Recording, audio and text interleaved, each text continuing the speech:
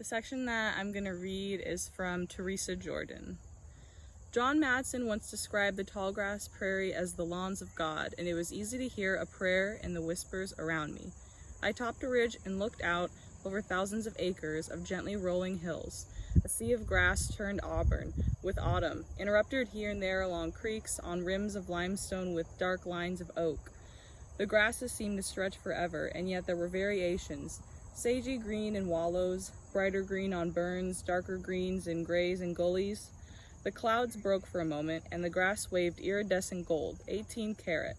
The sky closed back down, and they turned smoky blue. I rubbed my eyes, and everything was so rose-colored, I couldn't imagine anything could ever be wrong. The lawns of the Lord are different than the lawns we mortals have created. These green words of infinite sameness. When I sank down on my haunches, I could number a dozen plants within a single arm's reach, from the big blue stem that soared over 8 feet tall to the low-growing violet wood sorrel. Biologists have counted over 500 different plants on the acres around me, and the names form a prayer of their own.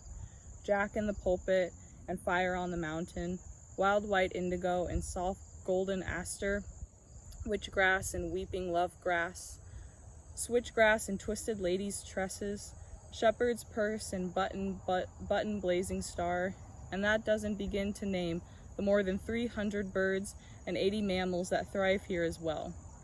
Surrounded by riches and hidden from view, I could forget for a moment the power lines and roads and fences that delimit this prairie world. It was a pleasing fantasy, but passing. We live within such boundaries. The question is where we go from here. When we have something valuable in our hands and deal with it without hindrance, what Pedro de Castaneda de Nareja over 450 years ago, we do not value or prize it as highly as if we understood how much we would miss it after we had lost it. A member of Coronado's expedition north from Mexico in search of the mythical 7 cities of Cibola, Castaneda was among the first Europeans to set foot on the western prairies, and he presaged a sadness that many of us feel today. The longer we continue to have it, the less we value it, he wrote. But after we have lost it and miss the advantages of it, we have a great pain in our hearts, and we are all the time imagining and trying to find ways and means by which to get it back again.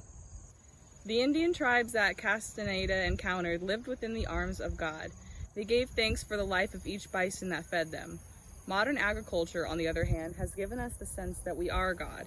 Developed over thousands of years, it has been the enthusiasm and genius of many of the world's peoples, and it has led us to believe that the earth should bend to our will. Science has made us arrogant now. As we begin to understand the ways in which we have damaged the systems that sustain us, it is making us humble. Perhaps, just perhaps, it can pave the path of our redemption. We have tried to tell the earth what to do, and maybe now we can learn how to listen.